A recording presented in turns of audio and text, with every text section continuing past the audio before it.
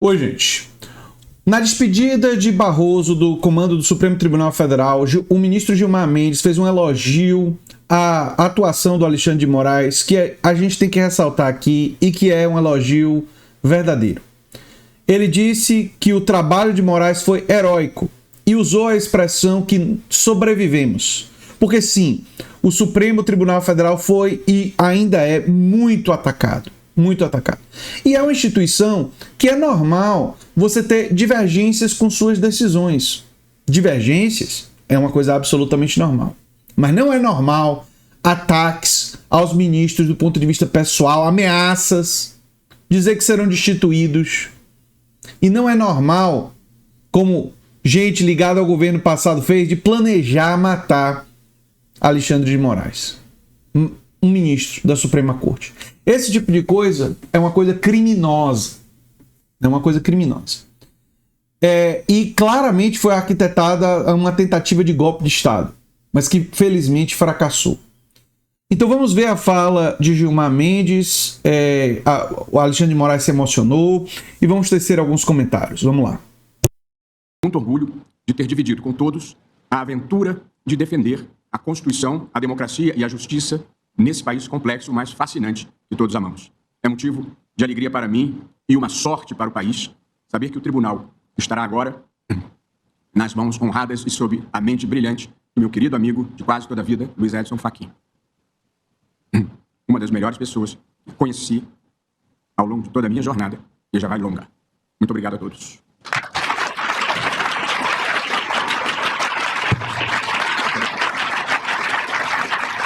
Muito obrigado. Muito obrigado.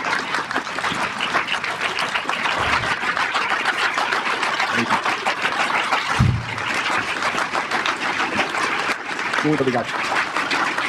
Muito grato de coração. Passo a palavra ao nosso decano, ministro Gilmar Mendes. Há 2 anos, após termos atravessado um período turbulento e sombrio, cuja culminância foi o infame episódio do 8 de janeiro, afirmava eu, ministro Barroso, que a posse de Vossa Excelência como presidente desta Corte tornava palpável a certeza de que o Supremo havia sobrevivido. Vossa Excelência, no mesmo sentido, em seu discurso de posse, disse que a democracia tinha vencido. Mal sabíamos que depois da tempestade viria a enxurrada. Hoje, após uma nova rodada de ataques, de violência e ousadia inéditas que irrompeu sobre esta Corte durante sua presidência, posso asseverar novamente, com renovada convicção, o Supremo Tribunal Federal sobreviveu. É, portanto, com um sentimento de reconhecimento que toma a palavra nesta sessão, que marca o encerramento do ciclo em que Vossa Excelência esteve à frente da mais alta Corte do país.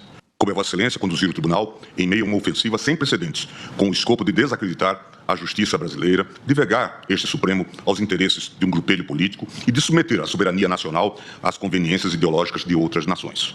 Situação insólita que exigiu coragem, equilíbrio e serenidade. A presidência de Vossa Excelência entra para a história como a primeira vez em que um chefe de Estado, ao lado de militares de alta patente, é condenado por golpe ou tentativa de golpe de Estado no Brasil. E esse é um fato que merece registro. Trata-se de um evento raríssimo, também em termos mundiais. Dado o abalo, um julgamento de tal porte provoca nas instituições, como bem o sabemos. O Supremo, é sempre bom frisar, conduziu o processo que levou à condenação dos réus do núcleo crucial da intentona golpista com tranquilidade e de maneira absolutamente, é bom que se frise, regular, com respeito ao devido processo legal, ao contraditório e à ampla defesa. O mesmo ocorreu e vem ocorrendo em relação a todos os demais réus. E aqui, os meus encômios ao papel singular, diria eu, sem exagero, acho, quase ou verdadeiramente heróico, desempenhado pelo ministro Alexandre de Moraes. Obrigado, ministro Gilmar.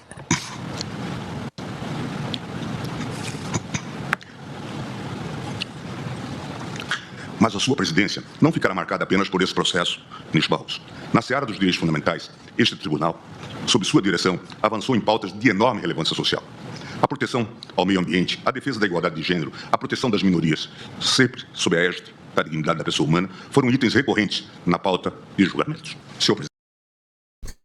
A emoção ali é genuína, né? Fica bem visível e é justificável, né? Porque a gente não pode deixar de se esquecer de que por trás de um ministro tem uma pessoa que teve sua vida ameaçada.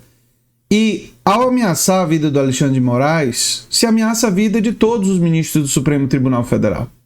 Quando os ministros se sentiram traídos usaram a palavra deslealdade para falar do voto do Luiz Fux, é porque o Luiz Fux votou a favor daqueles, na verdade, a favor daqueles que planejaram matar o ministro da Suprema Corte. Ele mostrou não ter nenhuma lealdade nem com a Constituição, né, nem com os seus colegas, porque a instituição foi ameaçada. E os colegas foram ameaçados. Repito, ter divergências com decisões da Suprema Corte é uma coisa normal da democracia. E decisões podem ser revistas, mas não com violência, não com ameaças, não com planos de golpe. Isso nunca.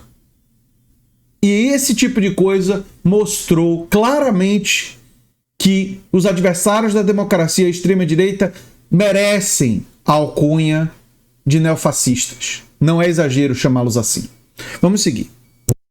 Presidente, nesta sessão que marca o desfecho de mais um ciclo neste tribunal, me vem à memória de todas as 14 presidências que presenciei, incluindo a minha, claro, nos meus 23 anos de casa.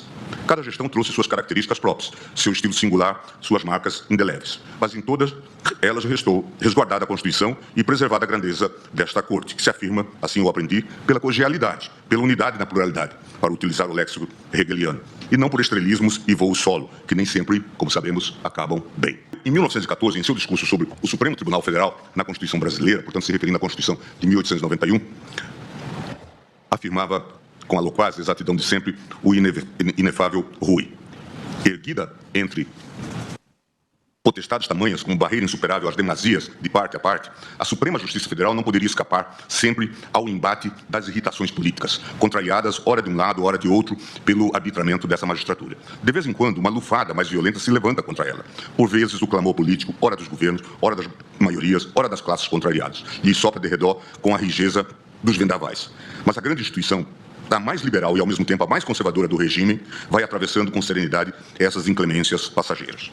100 anos depois, o Supremo prossegue sereno, atravessando todas as inclemências, ainda que nem tão passageiras. E assim permanecerá, espero, pelos próximos 100. Cabe observar, presidente Barroso, que as instituições, em especial as Cortes Constitucionais, muitas vezes demonstram sua altivez e deveriam ser lembradas não somente pelo que elas logram fazer, pelos seus feitos, ministra Carmen, mas pelos que elas logram evitar que se façam, mas pelos desatinos que elas logram evitar que se concretizem. E como nós sabemos, e hoje a história registra, esta Corte logrou evitar uma grande debacle. Para encerrar, senhor presidente, é sabido que tempos difíceis formam homens fortes, mas eles também forjam relações fortes. E neste período conturbado da vida institucional do Tribunal, em que enfrentamos momentos desafiadores, unidos pelo compromisso comum de defender a Constituição, a democracia e o Supremo, consolidamos uma relação de admiração e respeito. Receba, pois, ministro Barroso, o meu reconhecimento, o reconhecimento dos seus pares, da comunidade jurídica e da sociedade brasileira, pelo seu trabalho devotado, pelo seu legado enorme que deixa para o país e pela forma corajosa, altiva e inabalável com que conduziu o Tribunal durante o maior assalto que ele sofreu na sua história recente. Seu estilo elegante, sua palavra assertiva e sua condição tranquila, mesmo em meio às tormentas, serão sempre lembrados. As futuras gerações saberão olhar, espero, para este período e reconhecer que este Tribunal e a democracia brasileira foram duramente provados. E, repito, também, em grande medida, graças à sua liderança, eles resistiram. Muito obrigado. Bela fala do ministro Gilmar Mendes, mas bela fala mesmo, né? Bela fala mesmo, né? Deixa eu só mostrar se tem mais algum trecho.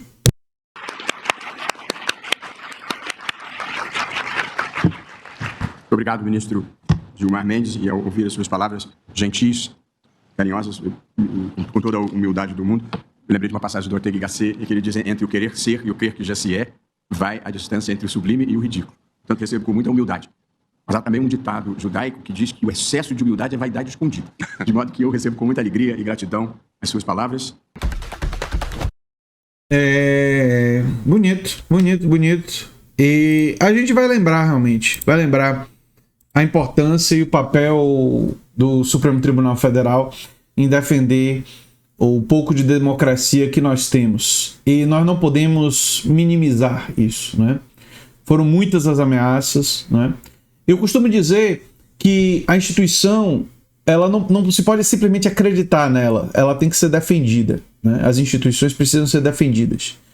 E nesse particular, o campo democrático, que vai além até da esquerda, tem que defender sim e precisa reconhecer o papel fundamental que o Supremo Tribunal Federal teve ao enfrentar o golpismo no Brasil, né? Ao enfrentar aqueles que queriam acabar com a democracia brasileira, né?